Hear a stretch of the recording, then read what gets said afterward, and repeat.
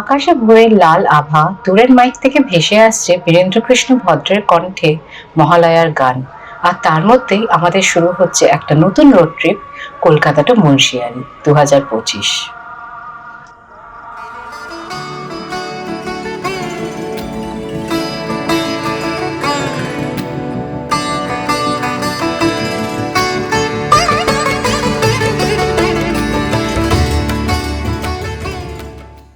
Good morning friends, আজকে আমরা কোথায় যাচ্ছি? আজকে আমাদের শুরু হচ্ছে একটা নতুন ট্রিপ। আমরা যাচ্ছি আজকের কলকাতা টু মুন্সিয়ারি। আমাদের ডিস্টেন্স হচ্ছে প্রায় 1600 কিলোমিটার। আমাদের লাগবে প্রায় 3 দিন যেতে। আমাদের নেব হচ্ছে আমরা ফার্স্ট ব্রেক, সেটা হলো বেনারস। ওখানে আমাদের ডিস্টেন্স দেখাচ্ছে প্রায় 580 কিলোমিটার। তো সারাদিন আমরা কিরকম করে যাব, খাবো আর এনজয় করব দিনটা আপ টু বেনারস, সেটা তোমাদের হাতে শেয়ার। আমাদের যে রোডটা যেটা ধরে আমরা মুন্সিয়ারি যাব তা হলো কলকাতা থেকে বারাণসী, বরেলি, বিনসার, চাকুরি, তারপর মুন্সিয়ারি। ও আরেকটা জিনিস তোমাদের বলতে ভুলে গেছি, আমাদের সাথে যে কে যাচ্ছে। আমার গাড়ি যাচ্ছে, আমার হাজবেন্ড যাচ্ছে, আর পেছনে আমার মেয়ে রয়েছে যে ঘুমাচ্ছে। সকালবেলা আমরা রওনা দিয়েছিলাম প্রায় 5:30। তা সবকিছু রেডি করে 5:30টায় বেরিয়ে, আর ব্রেকফাস্ট আমরা সাথে করে নিয়ে এসেছিলাম, স্যান্ডউইচ। আমরা অনেকক্ষণ ধরে গিয়ে এখন বাজে প্রায় 8:05, আর আমরা এসে পৌঁছেছি এখন বর্ধমান। তা আমাদের দুপুরবেলার লাঞ্চ একেবারে গিয়ে দাঁড়াবো, ওই সময়কে মানে ফার্স্ট আমাদের হল্ট হবে, ততক্ষণ আমরা গাড়িতে চলতে থাকবো। চল দেখাই। আমাদের ফার্স্ট হল্ট হবে যেখানে স্বয়ং ভগবান শিবের বসবাস, তা হলো বারাণসীতে। কলকাতা থেকে বারাণসীর দূরত্ব প্রায় 580 কিলোমিটার, আর টাইম দেখাচ্ছে প্রায় 16 ঘন্টা। আমরা যাওয়ার পথে আমাদের প্রথম পেট্রোলটি ভরিয়ে নিলাম এই 3500 টাকার মতন দুর্গাপুরের কাছাকাছি একটি ইন্ডিয়ান অয়েলের ফুয়েল স্টেশন। কলকাতার ব্যস্ততাকে পেছনে রেখে এগিয়ে চললাম ন্যাশনাল হাইওয়ে 19 ধরে। আমাদের জার্নিটা শুরুই হলো ফার্স্ট টোল প্লাজা দিয়ে, রাজচন্দ্রপুর টোল প্লাজা, যেখান থেকে আমাদের কেটেছিল 65 টাকা।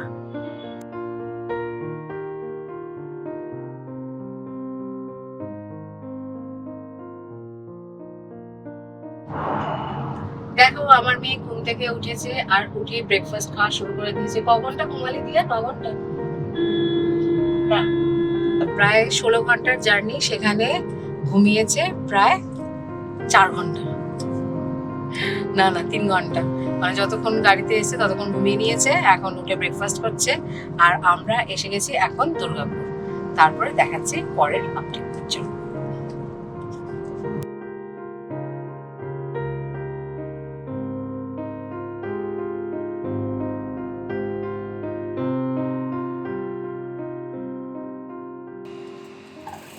আমাদের এবার জার্নিটা কিন্তু বেশ অ্যাডভেঞ্চারাস হতে চলেছে, কারণ উত্তরাখণ্ডে খুব বৃষ্টি হচ্ছে, কিন্তু কুমায়ুন রেঞ্জে বৃষ্টি হচ্ছে কিনা সেটা ঠিক খুব একটা জানি না। কিন্তু যা চারিদিকে দেখলাম খবর, তাতে কুমায়ুন রেঞ্জে খুব একটা এখনো সেরকম ধস নামেনি।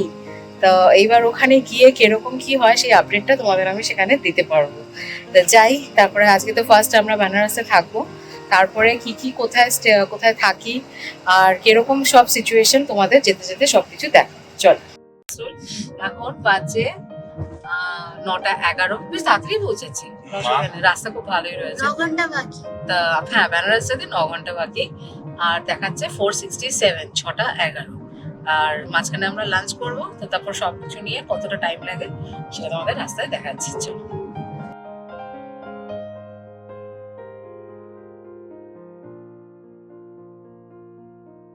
এই এখন আমরা ঢুকে যাচ্ছি ঝাড়খণ্ডের দিকে। এই হচ্ছে ঝাড়খণ্ডের বর্ডার, ওয়েস্ট বেঙ্গল আর ঝাড়খণ্ডের বর্ডার। কি নদী যাচ্ছে? বাহ, কি সুন্দর নদীটা দেখতে পাচ্ছি। কোন নদী এটা? অজানা হবে নাকি? না, এটা হচ্ছে মাইথন ড্যাম থেকে কি বেরিয়েছে, বরাকর। চারিদিকে কাশফুলের এত সুন্দর সমাগম, মানে দেখতে এত ভালো লাগছে, মানে দেখার মতন। কিন্তু কোথাও যে দাঁড়িয়ে একটুখানি ফটো বা ভিডিও তুলো সেই জায়গাটাই পাচ্ছি না। পেলে নিশ্চয়ই তুলবো, একবার দেখাবো তোমাদের। ঝাড়খণ্ডের এই জায়গাটায় দেখলাম একদম কেউ ট্রাফিক রুলস মানে না। অর্ণবের গাড়ি চালাতে এখানে বেশ অসুবিধা হয়েছিল। ঝাড়খণ্ডে কেউ কিছু মানে না, যে যেখান থেকে ইচ্ছা ঢুকে যাচ্ছে, বেরিয়ে যাচ্ছে।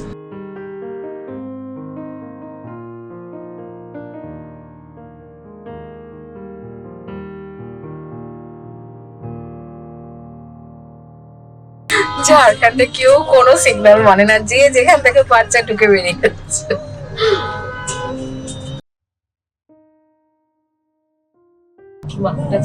কি বলবো, এই দৃশ্যটা দেখার মতন একটা দৃশ্য, খুব ভালো লাগছে। ঝাড়খণ্ডের একদিকে ট্রাফিকে বিপর্যস্ত হয়ে যখন কিছুটা এগোলাম, তখনই পরেশনাথ হিলের কাছে এই দৃশ্যটা মনটাকে মুগ্ধ করে দিল। সত্যি আমাদের ভারতবর্ষ আর সত্যি আমাদের প্রাকৃতিক বৈশিষ্ট্য ভীষণভাবে মনটাকে ছুঁয়ে যায়।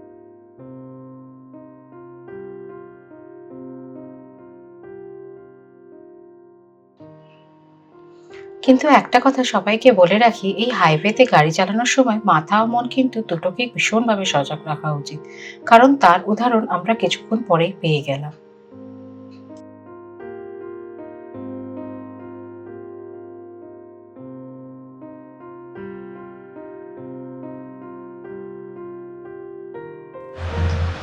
এটা খুব সুন্দর জায়গায় আমরা এখন আখ খেতে দাঁড়ালাম, কিন্তু সব থেকে বেশি ভালো লাগলো যে জায়গাটা, সেটা হলো আমি ঘুরতে সত্যি এই জন্য এত ভালোবাসি। কেন জানো? জায়গাটা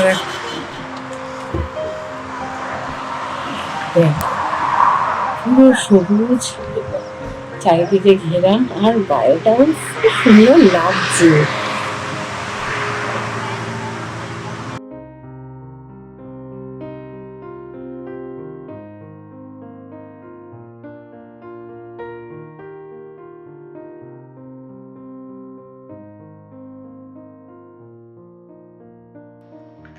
অর্ণব ওখানে দাঁড়িয়ে আখের রস খেলো, আর আমি জায়গাটার সৌন্দর্য ক্যামেরা বন্দি করতে ব্যস্ত হয়ে গেলাম।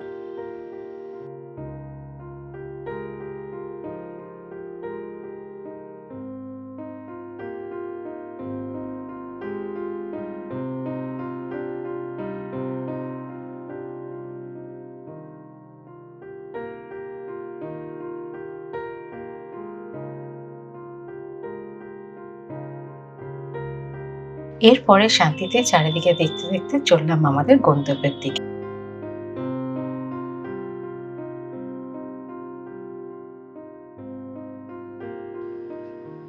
সামনে কিন্তু কিছু ভালো জ্যামের মতো আমরা পড়েছিলাম, যেখানে আমাদের অনেকটা টাইম লেগে গেছিল। এই বারাণসী, ওদিকটা বারাণসী দেখাচ্ছে, বারাণসী গয়া সবই দেখছে। আর বাড়ি বেশ কি ধরলো, সে আমার মনে পড়লো ওখানে ইয়েতে যাচ্ছে। হ্যাঁ সে আসামের ওখানে মনে আছে? কিন্তু ওটার থেকে এটার অবস্থা ভালো, ওটার এই রাস্তা তো রেডি করছে, দেখো না, তুলে রেখেছে, এখনো কিছুই হয়নি। আমরা যেতে যেতে দেখলাম একটা জায়গায় ভাড়ে ভাড়ে বেশ কিছু একটা রাখা আছে, আর হিন্দিতে লেখা আছে চৌপারন ক্ষীরমোহন।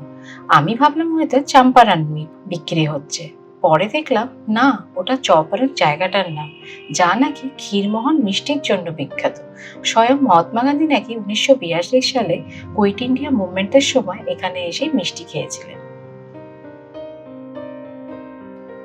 রোদের গরম, রাস্তার ধুলোর ঘূর্ণি, আর তার মধ্যে আমাদের পেটের খিদে যেন শরীরটাকে অস্থির করে তুলছিল। আর তখনই আমাদের চোখে পড়ল এই হুকুম নামের রেস্টুরেন্টটি। এখন বাজে দুপুর ঠিক 2:15, আর আমাদের ভীষণ খিদে পেয়ে গিয়েছিল। বিহারের এই গোপালপুরের এই রেস্টুরেন্টটিকে দেখে আমাদের বেশ ভালো লেগেছিল। চলো এখন আমরা এসে গেছি লাঞ্চ করতে। আর কোথায় এসেছি? গয়া পেরিয়ে একটা জায়গায় এসে এখন দাঁড়িয়েছি, গয়া পার করে গেছি, এসে দাঁড়িয়েছি। রেস্টুরেন্টের নাম হচ্ছে হুকুম রেস্টুরেন্ট, দেখো। আর এখানে বললো নন ভেজ ভেজ দুটোই পাওয়া যায়, তো আমরা নন ভেজ দেখেই দাঁড়ালাম, কারণ মোটামুটি সব জায়গায় আমরা ভেজই দেখছিলাম, তাই এখানে বললো নন ভেজ আছে, তাই এখানে দাঁড়ালাম। আর অর্ণব এখানে গাড়ি দাঁড় করালো। চলো এবার ভেতরে গিয়ে দেখি এনভায়রনমেন্টটা কেমন, আর কেমন খাবার পাওয়া যায়, আর কি কি খাই আমরা। চলো। এই সেপ্টেম্বরের দুপুরে গরম থাকলেও আবহাওয়াটা কিন্তু বেশ আরামদায়ক ছিল। চারিদিকের কাশফুল, শরতের হাওয়া, কোথায় যেন কলকাতার পুজোকে খুব মিস করছিলাম। কিন্তু দুদিনের ছুটি পেলে বেড়াতে যাওয়ার এই লোভটাও ছাড়তে পারি না। তাই নতুন পৃথিবী দেখবো বলে বেরিয়ে পড়ি একটি নতুন জায়গায়।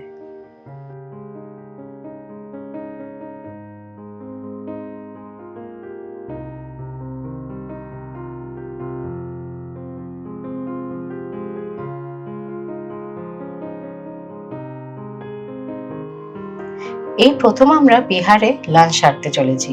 ওদের রান্নাটা খাবো বলে বেশ উৎসুক করে বসেছিলাম।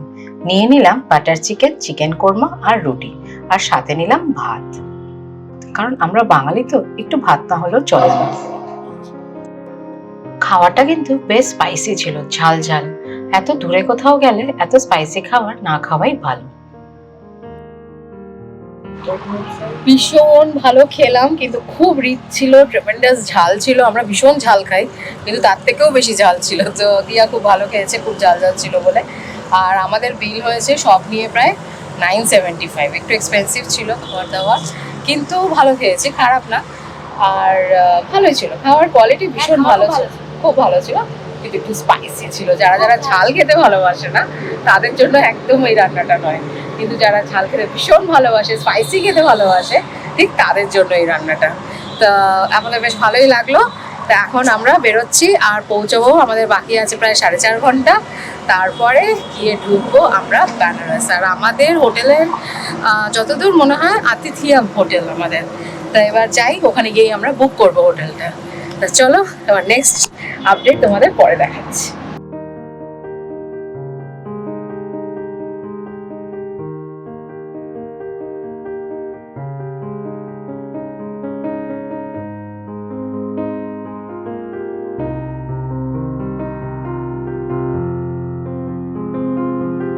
এরপরে যে দুটো বিপদের মুখে পড়তে পড়তে বেঁচে গেছিলাম, সেটার কথা আর কি বলবো। এক হচ্ছে প্রায় 2-3 ঘন্টার জ্যাম, আর এক হচ্ছে বিহারের তেহরিসোন নদীর ওপরে যাওয়া সেতুর টলমলে অবস্থা। যে দুটো ঘটনা আমাকে ভীষণভাবে ভয় পাইয়ে দিয়েছিল। দেখছো দেখছো দেখছো দেখছো ব্যাক করছে, দেখছো ওরা ওদিক দিয়ে ঘুরবে। তাহলে তার পেছনে যাও, কিন্তু একা ওরকম ভাবে যেও।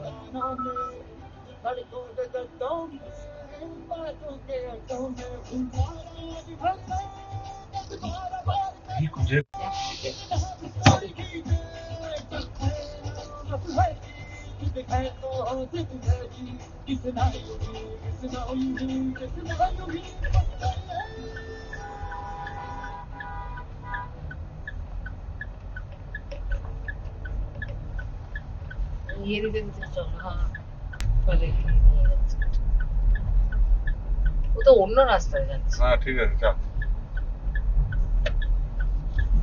কোথায় যাচ্ছ? তাড়াতাড়ি চলো। ওদিক দিয়ে ঘুরে যাচ্ছে, দেখো দেখো সামনে। হ্যাঁ হ্যাঁ ঠিক আছে ঠিক আছে ঠিক আছে, দেখে নি দেখে নি।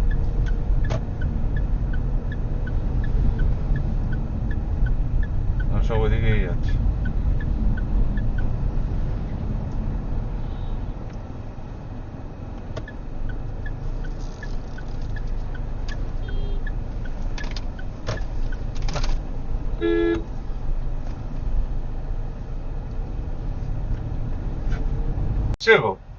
দাঁড়ো, এই গাড়িটা বেরিয়ে যাক।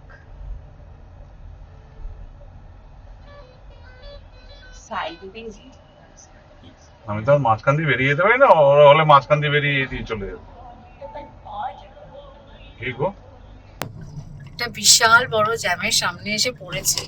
প্রায় 20-30 মিনিটের জ্যাম দেখাচ্ছে। তো সেই জন্য এখন আমরা অন্য একটা, মানে উল্টো দিকেই যাচ্ছি। এটা ঠিক না, কিন্তু এখন যেতে হচ্ছে, কারণ এটা বিশাল বড় জ্যাম, নাহলে আমাদের পৌঁছতে পৌঁছতে অনেকটা রাত হয়ে যাবে। অনেকেই যাচ্ছে, হ্যাঁ, মানে অনেকেই দেখছি ঘুরিয়ে দিচ্ছে। তার মানে বিশাল বড় একটা বাজে জ্যাম সামনে এসে আসতে চলেছে। তা সেটাকে আমরা অ্যাভয়েড করে অন্য দিক দিয়ে যাওয়ার চেষ্টা করছি। জানি না কতক্ষণ লাগবে, যদি বেরিয়ে যেতে পারি তো ভীষণ ভালো হয়, নাহলে পৌঁছতে পৌঁছতে আমাদের বেনারস অনেক রাত হয়ে যাবে, অনেক রাত হয়ে যাবে। একটা বিশাল বড় জ্যামে দেখো কিরকম জ্যাম।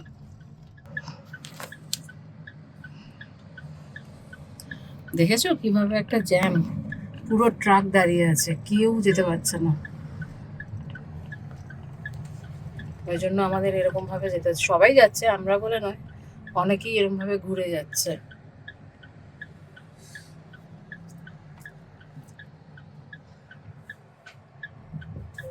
বাহ বাহ, সামনেটা দেখো, বাকি সেখান থেকে ঢুকে পড়ে।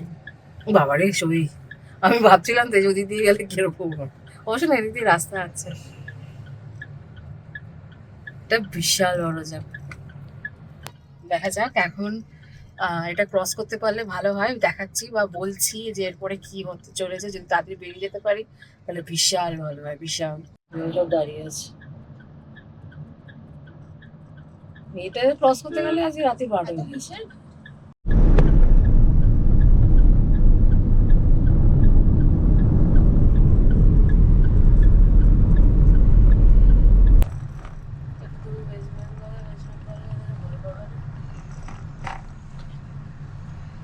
ওটা বিশাল বড় জ্যামে আটকে গেছে। বেরোলে কত, বেরোলে কত কিছু ভয়ঙ্কর অভিজ্ঞতা হয়, মানে কি বলবো, যে ব্রিজটার উপর দাঁড়িয়ে আছে পাগলের মতো নড়ছে, কিভাবে সব পিলার গুলো নড়ছে, মানে ওই জন্যই ওটা তৈরি হচ্ছে। নতুন তৈরি হচ্ছে, আমরা তো পুরোনোটাতেই ভয় পাচ্ছি যে এরম ভাবে কেন নড়ছে। দুদিকে এত গাড়ির প্রেসার, বাবা ব্রিজ যে কখন শেষ হবে ভীষণ ভয় করছে যে কখন। উফ বাবা, অন্তত এই ব্রিজটা শেষ হয়ে রাস্তায় পড়ুক, ব্রিজটা শেষ হয়ে রাস্তায় পড়ুক, তারপর জ্যামে দাঁড়িয়ে থাক, আমার অসুবিধা নেই, ব্রিজটা থেকে বার করুক। নদী তো এখানে বসে আছে। প্লিজ টেনশন দিও না। বলছেন নদী তো নাকি আসল ওখানে পড়ে আছে, ওই অবধি তোমার ব্রিজ? হ্যাঁ, আমি তাহলে হেঁটে যাচ্ছি। দেহরিসোন সেতু বা ব্রিজ ভারতের বিহারের একটি ঐতিহাসিক ব্রিজ। এই সেতুটির নামকরণ হয়েছিল প্রধানমন্ত্রী জওয়াহরলাল নেহরুর সম্মানে, যার জন্য এই ব্রিজটির নাম জওয়াহর সেতু। 1965 সালে নির্মিত 3061 মিটার লম্বা এবং এটি গ্র্যান্ড ট্রাঙ্ক রোডের অংশ।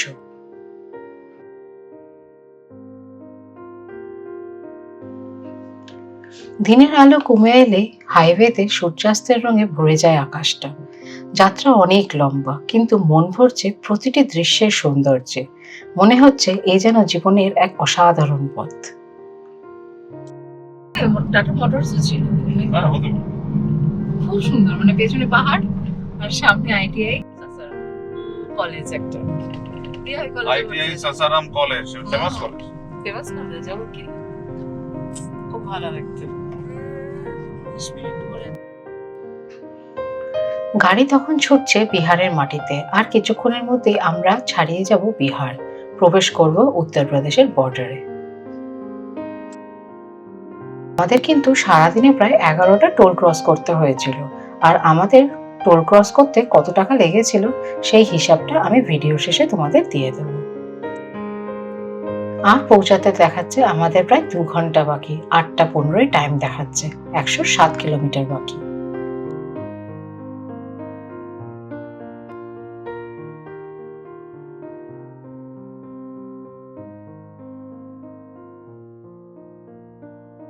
আমরা দুবার গাড়িতে তেল ভরিয়েছিলাম, 3600 টাকার অ্যাভারেজ, অর্থাৎ সারাদিনে আমাদের পড়লো প্রায় 7200 পেট্রোলের খরচা।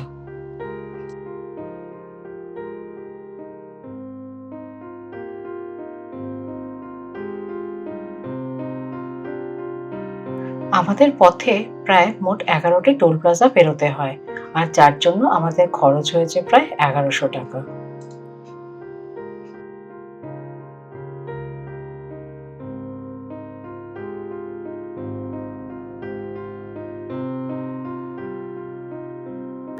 আর আধ ঘন্টার অপেক্ষা। স্ক্রিন দেখে বুঝতেই পারছো কটায় এসে পৌঁছালাম, প্রায় 8:30। বেরিয়েছিলাম বাড়ি থেকে ঠিক সেই ভোর 5:30।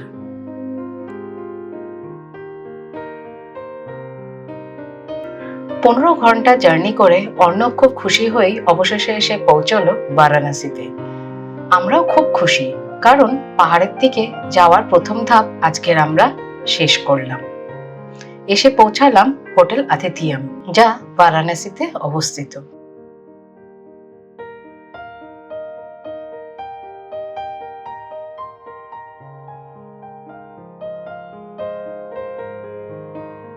হাইওয়ের উপরে এই হোটেলটি সব দিক থেকে বেশ ভালোই ছিল, আর গাড়ি রাখার খুব ভালো সুব্যবস্থাও ছিল।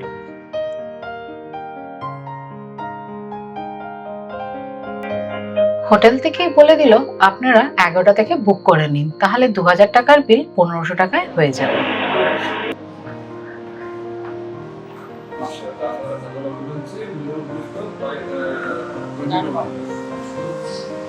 लेकिन एक्वाडोर में तो थोड़ा कम दिखा रहा है। हाँ? आप ऑनलाइन बुकिंग कर लीजिए। ऑनलाइन बुकिंग कर ले। আমাদের দুজনের জন্য পেমেন্ট করতে হয়েছিল 1500 টাকা, আর আমার মেয়ের জন্য 500 টাকা এক্সট্রা।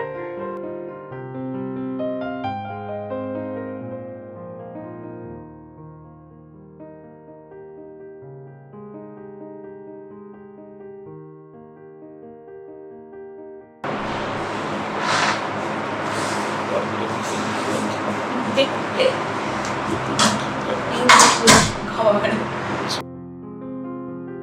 2000 টাকার মধ্যে এই হাইওয়ের উপরে হোটেলটি কিন্তু বেশ লাক্সারিয়াস ছিল। ওখানকার থাকা খাওয়া আমার বেশ ভালো লেগেছিল। আমরা এরপর পুরো ফ্রেশ হয়ে চলে আসলাম খাবারের টেবিলে। তোমরা যদি কোনোদিন এই পথ দিয়ে কোথাও যাও তাহলে কিন্তু এই হোটেলটা ব্রেক নেওয়ার জন্য খুব ভালো। আমি কিন্তু ভীষণভাবে রেকমেন্ড করব।